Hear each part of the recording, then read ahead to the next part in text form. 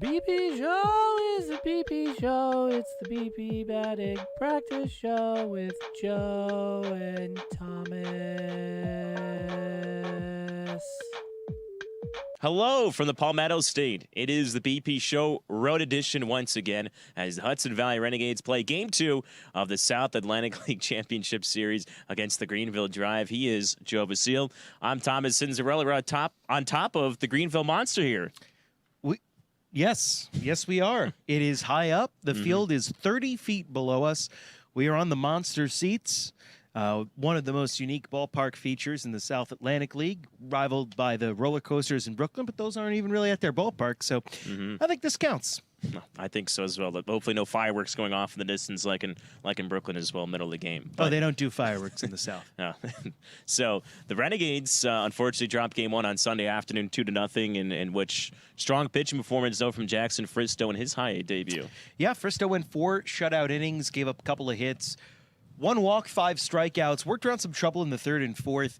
Greenville really ran themselves out of an inning in the third. They had a caught stealing at home and then a pickoff caught stealing for 2 out of the 3 outs, then left the bases loaded in the third. So Fristow was working a little bit dangerously in his last 2 innings, but bullpen came in after that, and unfortunately that's where things took a little bit of a turn for the Renegades at one point in the 6th inning, walking 5 straight batters to force in 2 runs, and those would be the only 2 runs of the game. Pitching, other than that 5-batter stretch, had the upper hand, a combined 7 hits between the 2 teams. Just not a whole lot to speak of offensively on Sunday in Game 1. Yeah, they saw Luis Perales, one of the top pitching prospects in the Red Sox system, and he was just phenomenal for them. Renegades did show some life in the ninth inning, though, against Felix Cepeda after a hit batter to Ben Cowles, Jared Cerna's single, but unfortunately, bullpen flexed its muscles, as the Renegades have done for most of the season. They had allowed just 1 earned run out of the bullpen in 8 2/3 innings going in those first 3 games. But a chance here tonight to bounce back against the Greenville Drive. Again, it is a best-of-3 series, so really it's win or go home here tonight. Yeah, Renegades have to win the next 2 games if they're going to win the South Atlantic League Championship. That's no easy task, to have to go on the road into your opponent's house and then take 2 games from them when all they have to do is win 1 out of 2 to win the league championship. It's a tall task for sure, but if you remember back to April when the Renegades played here for a week against the Drive, the offense was on full blast that week, and looking forward to maybe some rejuvenated offense for the Renegades. Got a couple guys who can really use this wall to their advantage.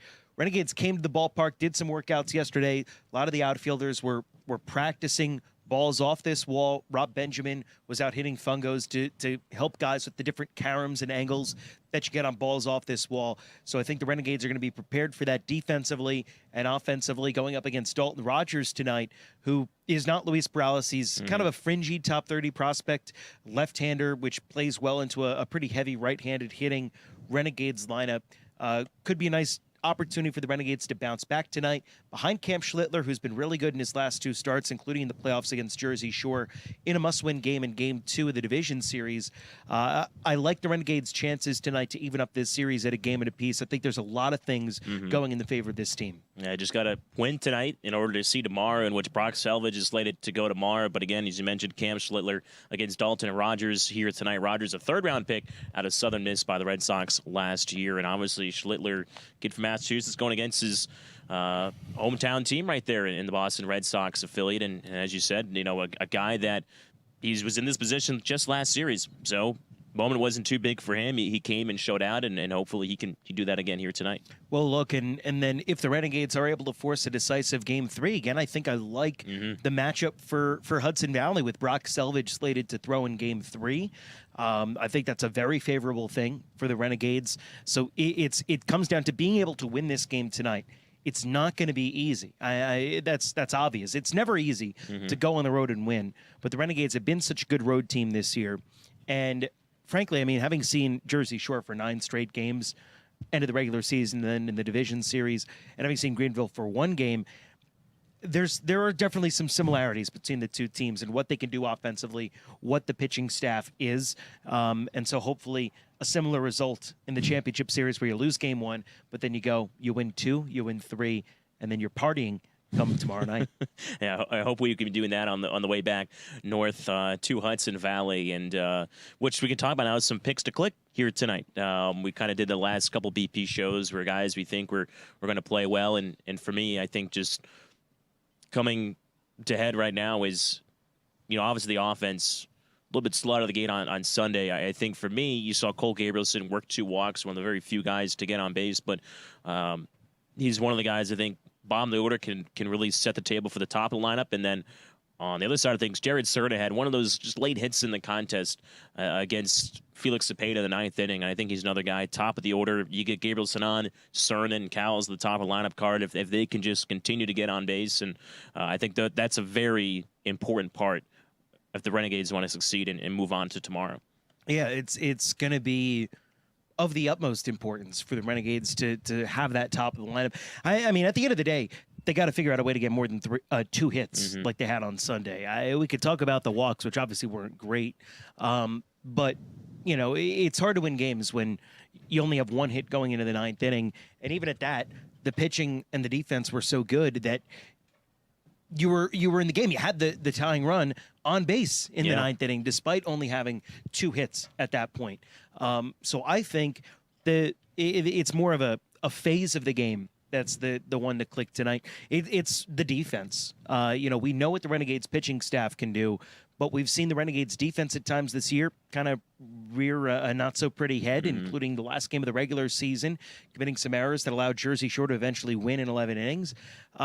In the playoffs so far, the defense has been really good. And if the Renegades are going to win tonight, that's going to have to continue because the margin is so slim. Yeah. I mean, when you look at what the Gades have done offensively throughout the playoffs, it's probably going to be a low-scoring game. And so the margin's going to be slim. That means the defense is going to have to be on point all around, infield, outfield, and especially for whoever's in left field, playing balls off this wall, and then base running on top of that as well, of not making a mistake on a ball hit to left field, because this is only 310 feet away from home plate where we sit right now. So it's a deceptively small thing, and if you try to take an extra base on a ball off the wall in left field, you better make darn well sure you make it, because it's a much tougher play than it is in any other ballpark in this league as a base runner to get that extra base. And as much as you want to be aggressive, you got to be smart aggressive. You can't just be aggressive for the sake of being aggressive. Yeah, it is. It's, again, very much like Fenway Park and the Green Monster up in Boston. So obviously a lot of these Renegades right now will be playing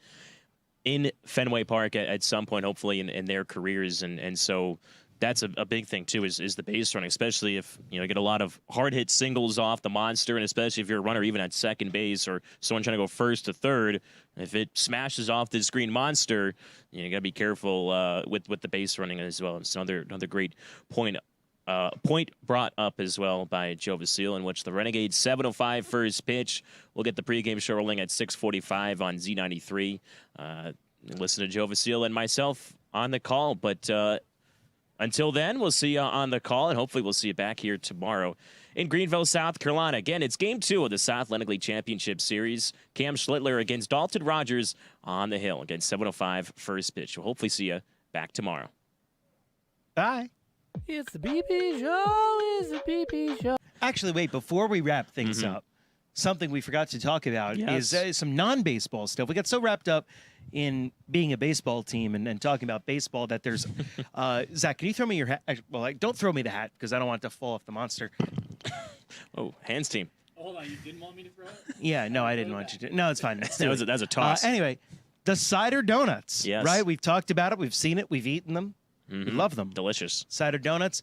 They are up for the minor league baseball alternate identity of the year. And right now there is a fan vote going on.